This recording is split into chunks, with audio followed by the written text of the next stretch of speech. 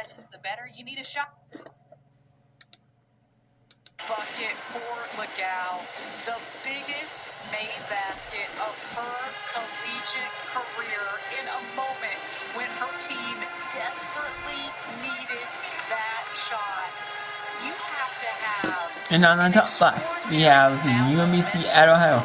Top left, top right, Scranton University. Top bottom right, Georgia Tech at Kansas State. I really don't see Georgia Tech teams because they're an AC network. That's their AC network. Unless they're AC network, I don't see it. So I want to show you this one. They're going to try to do everything they can right here to force a turnover. You see them absolutely locked in on Meg Barber. The UAA coaching staff of the year. Again, you don't win as many games as she's won without knowing what to do in these big game moments. This means TBA could be Monday, it could be Tuesday. This could be Monday, Tuesday. This could be Monday, Tuesday as well. Well, they've got a little bit of time, I think, Monica, to work with. They can't let. Either that or maybe the host school, their second round team that I can't host. That's a TBA. That's what TBA could be. Or maybe it's, we'll see, we have to do this day, Maybe make our time safe. And we have to Tuesday if we want to host. They are so well coached. Ben O'Brien had a great game plan coming into this game. He has so much trust in his players, in their ability to do the little things well, and that's what has stood out to me the most about this Scranton performance, is they focused on the little things, the rebounding, the offensive rebounding.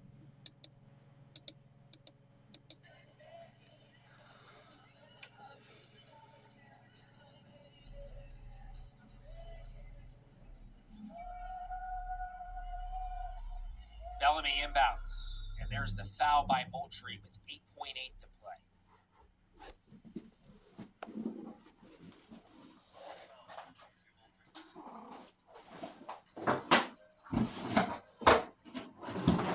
So now 2 free throws seals the game. Kennedy Austin is a 72% free throw shooter who's 4 for 5 tonight. Credit for UMBC in this regard, able to get their better free throw shooter in a position where she gets the ball in crunch time.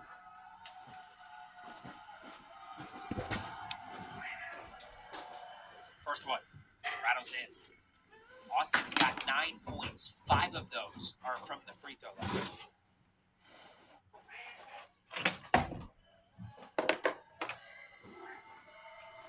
Second one to make it a 2-possession game. Got it. Timeout for Bob. Now, if you're Ohio, if you want to avoid hoping for a missed free throw, probably need a 3 on this possession. Yeah, you probably need a 3 and preferably somebody to foul you while you're shooting and making it. It has happened in basketball before, but yeah, I think at this point you need a 3 here. Not enough time on the clock to play the free throw game, because at this point, UMBC will have the advantage either way if they continually miss or make free throws and have the opportunity to get the board. So yeah, it's time for the Bobcats to go for 3. But Bailey Tabling is being face guarded. The last couple of times on the floor, Slomack had substituted herself in the game. Coach Hill has put her in the game, and she's been face guarding Bailey Tabling. She's going to be on Gigi Bauer now, but we'll see who the Bobcats choose to go to. If you're UMBC, you're saying just don't foul. Garnett inbounds. McWhorter up top. Deep 3. Short, out of bounds. 5.7 to go. Actually, do it if you're UMBC. University of Maryland, Apple, Marconi, or Cheetahs. UMBC, if they don't turn it over, is going to walk out of here with a win. Inbound to Austin and a foul with 4.7. I mean, credit this Retriever team. I mean, they did not look like a team, especially offensively. We know that's been a struggle for them the entire season. They did not look like a team who was ready to play. Again, the Bobcats came in, had a 17-point lead early in that first half, but what has been their calling card the entire season, their defense, getting teams under 60 points a game, and right now the Bobcats are at 56. They did that, getting themselves to the free throw line. They didn't get a good offensive showing from Jay Tillman, but they did get contributions from their other players and quality offensive rebounds as well. So credit this team for continual.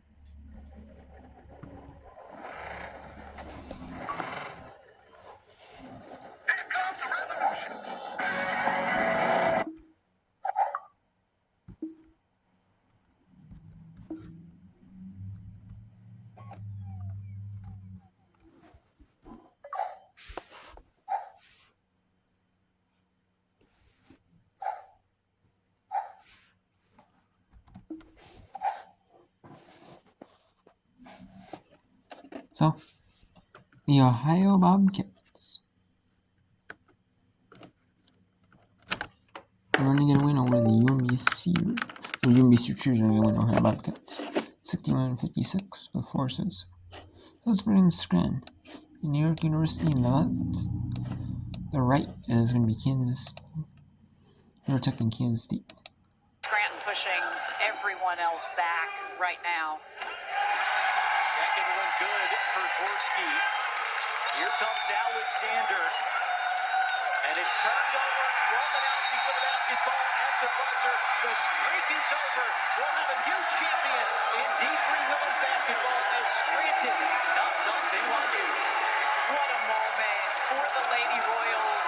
And they did it by coming out immediately in this game and setting the tone. They were not intimidated by the streak. They were not intimidated by the records. They knew what a quality team they are, and they remain undefeated on this season. 32-0 are the Lady Royals. NYU sees that 91-game winning streak come to an end. A hug there between Meg Barber and Caroline Pepper. Phenomenal. And wow, a 91-game winning streak for New York University. Wow.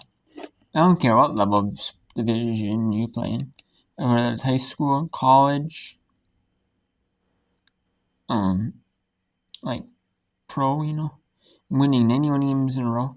That is impressive. And that's over 3 seasons. They won 2 national championships, trying for a 3rd in a row in Division III level, and wow. And so we have some games here. Let's take a look at some more scores. So Georgia, Kansas State, 66-60 Georgia Tech, 45-2. Kansas lead Detroit 50-61-56. North Dakota State blowing out Chattanooga 59-37 with 42 cents a third. Rice up 50-44 New Tech after 3. McNeese up 14-6 48-34. Wisconsin up 19-12 at Oregon State. 21-12 at Oregon State. UC Ryan and UC San Diego State 14-0. BYU up 20-13 at Alabama. Number 10 Virginia 19-14 Arizona State. UMBC up Ohio 16-58. Northern Carl up big on Air Force 48-33. 16-13 San Francisco up on Utah Valley with 8-12 17-7. Portland up 18-14 Houston. And UCA is up 23-19 on Pepperdine.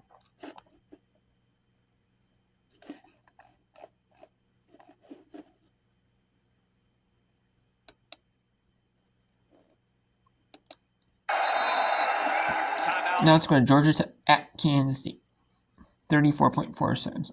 Yeah, she just didn't have a clean look, and I think that was a great job defensively by Kansas State to be really kind of, to use a football year in help coverage. You've got to be able to cover a lot of ground in that half court, and the Wildcats did exactly that. And now Karen Blair is going to have to go back to the drawing board. They've got 19 on that shot clock, but as we said, even if you get a 3, Brian, this is still a 2-possession ball game. So I think you've got to be in attack mode, go after the best 2 that you can get. Maybe force a turnover, or force a foul, or whatever that might be.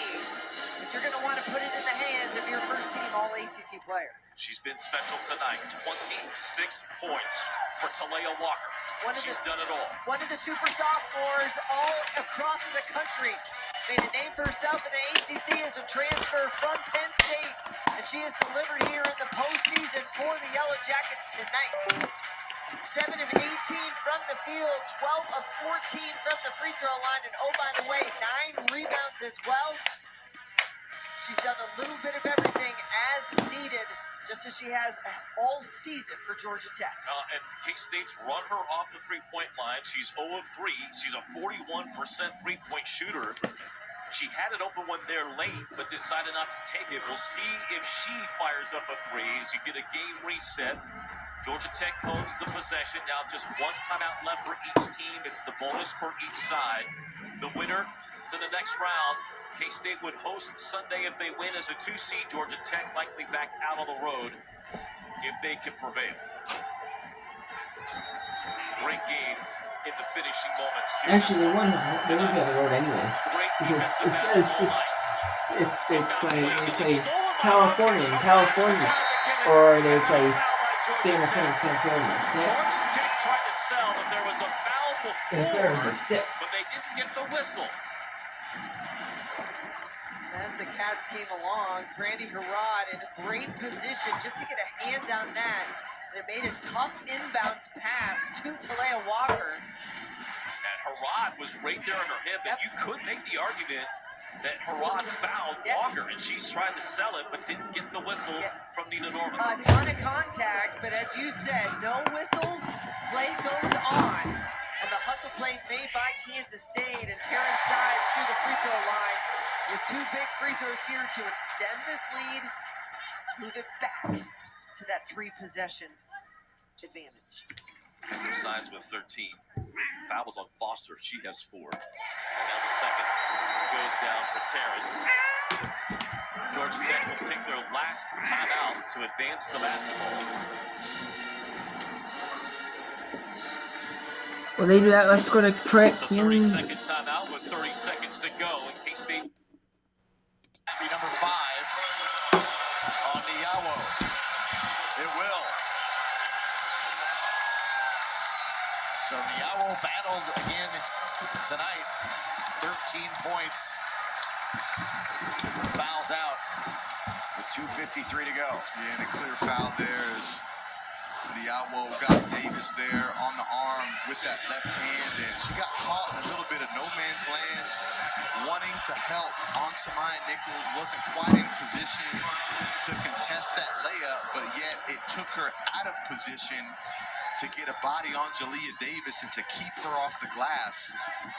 And we saw Davis come up with that offensive rebound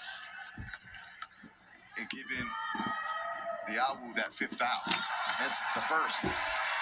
Guyon keeping it in it. It's one of her 2 threes after the contested one with Canessa with an arm up. She now leads Troy with 16. Davis hits the second. 21 for Davis. So we have North Dakota State, they're up big, 21 on Chattanooga, no advance. So here we have Rice up 8 on Louisiana Tech. That's so too close to call. Texas A&M up down 13 to McNeese. McNeese would travel to the San Jose UC Irvine. The winner. McNeese is the 8 in that quarter. And I'm at qualifier 8 because top 8 a team that is the number 1 seed in the conference tournament gets the bye. You know, and the NCAA has bought the rights to the NIT name in 2005. It was a separate tournament. And they're buying the rights to that name. And the rights to the name. But so, NIT. So, they can buy. So, but it's not kind of the same. It's kind of ran a little differently, you know. It's kind of ran through like independently. It's just the NC owns the name, but it's bought by like another company. Kind of runs it. It's not the NC's kind of boom. They kind of like SEC. They kind of like a bit automatic bids for power conference teams.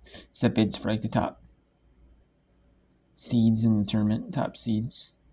Like just like the teams that didn't make the NCAA tournament, and they're the ones in the conference tournament. If they were the ones in the conference tournament, the men's, they got that, and they didn't make it the NCAA tournament. with the mid-majors, they got them at qualifier fighters, so yeah, I don't know. I like that with the WIT is that for the women. I like that the NCAA still has control over it. Eventually, though, that it might be a third party that has control over it for the WBIT, and maybe makes it into like a, like, you know, I don't know. I wouldn't like that, you know. I don't like that if that's the case. You know, I kind of like the tournaments where they go. But on the women's side, though, they actually have like 48 teams on the women's side. More teams, I think more teams on the women's side are more willing to actually play. I think more teams on the women's side are actually more willing to play like WNIT games. Either that or maybe in the men's game. Like, you know, teams, like maybe the players want to play more. You know, I think that's probably the case because you've had 64 for like the longest time in the second team tournament. You know, and the CIT got eliminated, the CBI got eliminated. You know, so eventually, I mean, the Crown kind of eliminated CIT, but CBI has been eliminated, so you know, they canceled CBI, so they shut down the CBI for good. You know, it's like, yeah. And then even the college basketball Crown was at 16, they're down to 8 now, so it's like, yeah.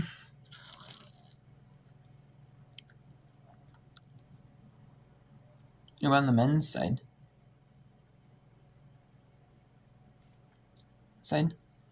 you know, on the women's side, you know, you might be more into,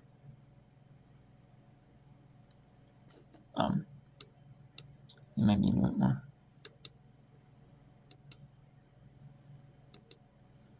So let's bring in Chattanooga and North Dakota State Athletics. Troy Atkins is on there. Troy Atkins is on. Troy Atkins is Troy. Troy Atkins is Troy.